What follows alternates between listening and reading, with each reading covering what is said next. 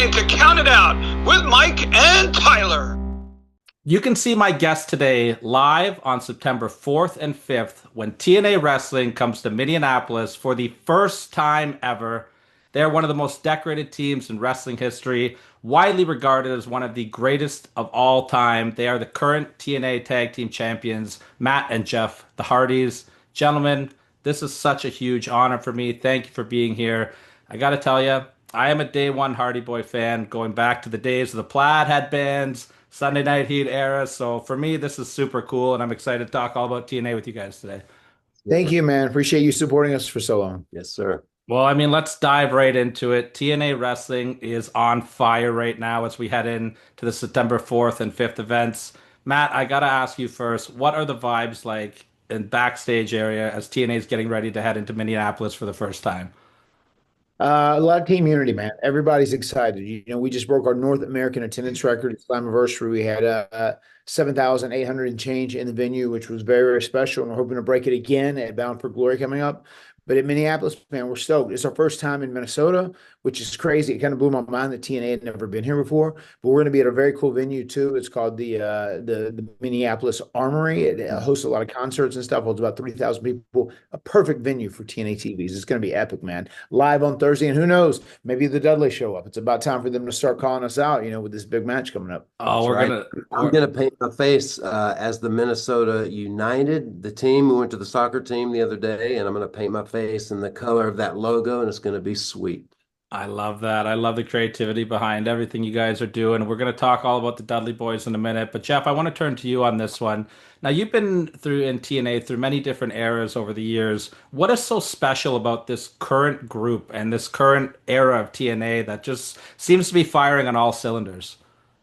Yeah, I think we're just a group of people that really want to help TNA evolve to the next level and be competitive with all the other wrestling promotions that are out there. And I see TNA as kind of an abstract piece of art, man, because they're very open-minded when it comes to ideas. And Tommy Dreamer's great. We've known him for years, and he finally made the cable ladder happen in an actual ladder match. And I was so pleased to bring that into life. And we got so many big ideas in the next year. So, yeah, TNA is much more open-minded than other places, and it's going to show throughout 2026 for sure. It's also great to TNA isn't micromanaged like a WWE is or an AEW is. Yes. It's a lot more open to guys being allowed to kind of make their own music, paint their own picture. And that's something, Matt, especially with you in the Broken Universe, that you really got to show that creativeness. What are some of your favorite memories of having that creative freedom during that time period for you? It was amazing just how Broken Matt became such a viral figure, and just the sayings. Like, I came out and started talking crazy in the Broken Matt accent, and then just like people could not wait for me to say certain words just to hear how crazy I was going to pronounce it. And it was such a great time. I was so proud of Jeff. He did Brother Nero, and for a while I banned him from jumping off the top rope at all. And he really leaned into that and created a real nice reinvention of himself into something that we were able to really help TNA grow and stay popular enough to get sold to the current owners now, Anthem. Absolutely. It feels like TNA, it's just such a big part of the Hardys' legacy. You always come to TNA and it's like this new boost in your career. And you guys always get great eyes on TNA wrestling. And like you said at Slammiversary, one of the largest, the largest audience that TNA wrestling has ever had for an event. But it's what happened after the match for your guys' amazing ladder match where you captured your fourth tag team titles that really, really got the wrestling world talking. And Matt, I'll start with you on this one. How special was it for you to be in the ring with Bubba, Bully Ray, and setting up this match for the Dudley Boyz one more time? What does that mean for you on a personal level?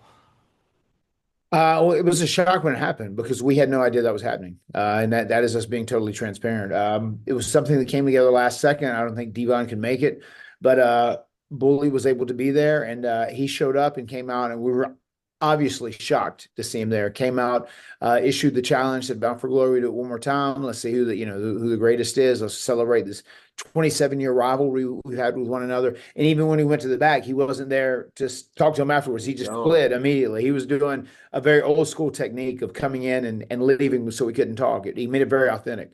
It was neat, man. It was a big moment, and people are buzzing so much on it. I mean, TNA Bound for Glory went on sale, and we sold almost 4,000 tickets that first week. That just showed how much interest there was, and the only match announced is Hardy's versus Dudley's. Absolutely. Now, Jeff, I want to ask you about this one. You guys have such a long legacy and history with the Dudleys, Team 3D. What are some of your personal favorite memories and moments of working with them? Because you guys have worked all over the world and many different companies. Do you have any certain memories that stand out for you?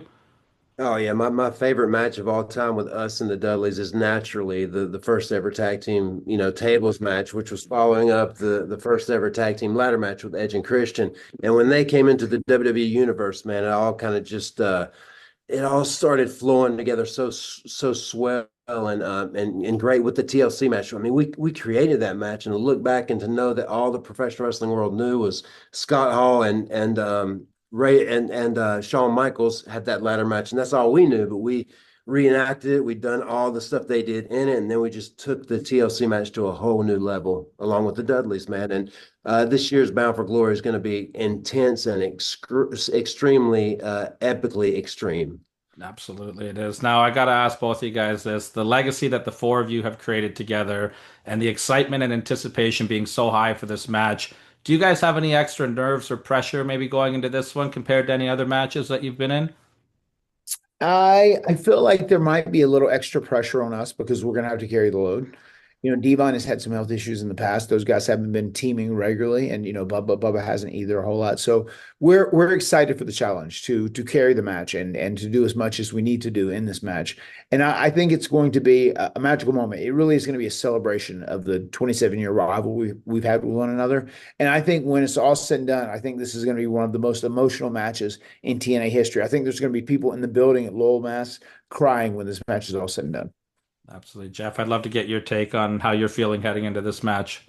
Oh yeah, the pressure's on, man, and I'm actually training for this match. I'm trying to find my full set of abs by the time Bound for Glory rolls around. So we'll see what happens with that. But yeah, naturally being older and we've done it for so long, the pressure's on to actually go out there and have a killer match. And I think it's going to be super special and very emotional and super intense. And it's the next big thing I'm excited for to manifest, execute, and then conquer and to be ready for what's next.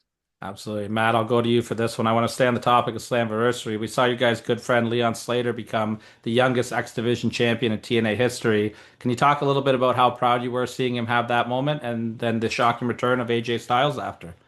Yeah, extremely proud, man. We're both so proud of Leon, and I say that all the time. I feel like some of these people we kind of take under our wings, and they start growing and becoming bigger. They feel like our kids, because we have a huge interest in them. And Leon Slater is one of those guys. Super proud of him, and to have AJ Styles come out and endorse Leon Slater was a huge deal for him. And I think Leon Slater is going to be a massive star in pro wrestling as long as he can stay healthy. Yeah, seeing AJ back in TNA was so special, man. And Leon, without a doubt, is my new favorite wrestler. Jeff, you've done some pretty crazy things in your career, but what were you thinking when you saw him do the 450 Swan Time off the top of Ultimate X? I was blown away, man. Like oh my gosh, I've been on top of some high things, but that was just like superhuman. It was unreal to see him come off so gracefully and to survive that, man. So he takes the risk and he's willing to, put it all out there, man, and to live for the moment, much like the Hardys. And it was very surreal being there and witnessing that live and in person. I'm just glad he didn't become a splat of matter following that thing. It was crazy. Absolutely. It was one of the most incredible things I've ever seen in a professional wrestling match. I want to shift gears and talk a little bit about, you guys as a tag team have done so much stuff, but you both also have incredible singles careers as well. Do either one of you kind of have an interest or an itch to get back into the singles division at all, or are you guys just happy teaming and having fun together right now? I'm happy doing the tag team thing, man. I think I've been calling it the inmost extreme run instead of just the last run.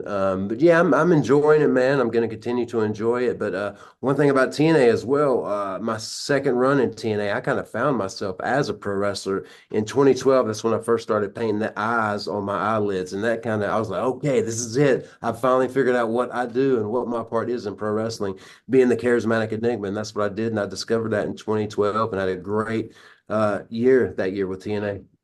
Absolutely, you did. And it was just a couple years before that that you won your first TNA Heavyweight Championship, sharing the ring with Hulk Hogan and Eric Bischoff. Do you have any memories of that night, Jeff? Oh, for sure. When man Hogan, just to know him on a personal level is so special to me, and I can remember back to so vividly when I got a call from him and was asking me if I was wanting to possibly come to TNA, and just the fact that I was talking to Hogan on the phone and actually had formed a little alliance with him is just is so cool that I can say that.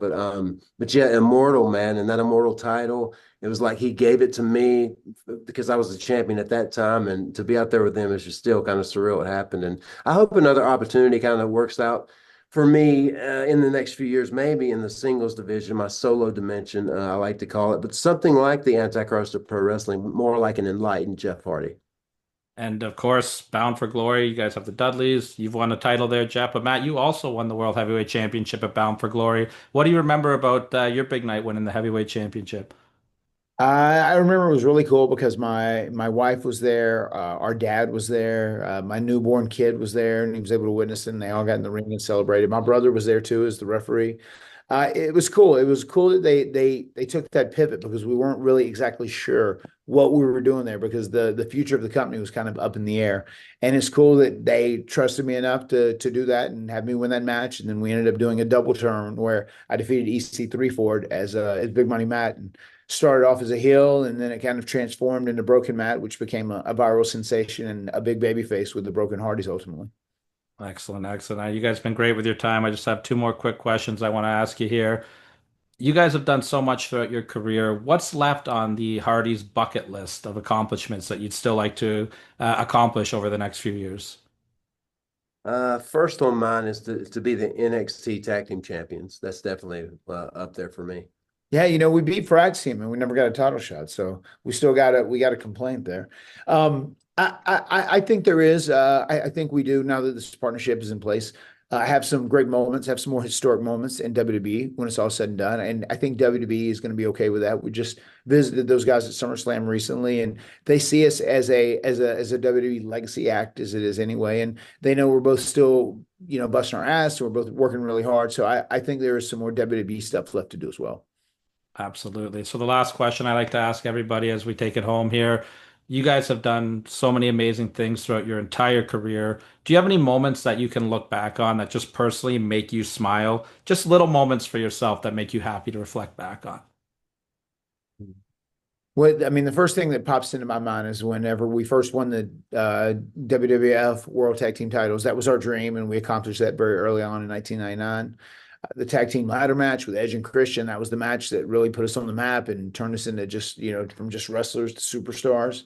The fact that we had to wrestle each other at WrestleMania 25 was a big deal. And Jeff was talking about this earlier. The WrestleMania 33 return is one of the most special moments of our career. It was kept, under wraps, and it was a legitimate surprise, and it was one of the most amazing reactions we've ever been involved in. Yeah, that's it for me. The way that when Broken Matt started saying this thing about an expedition of gold, as I didn't know what Broken Matt was going to be, but then I found out real quick. But he's mentioned this expedition of gold, and I didn't know how it was going to end. But for it to end at WrestleMania, winning the World Tag Team titles was just incredible.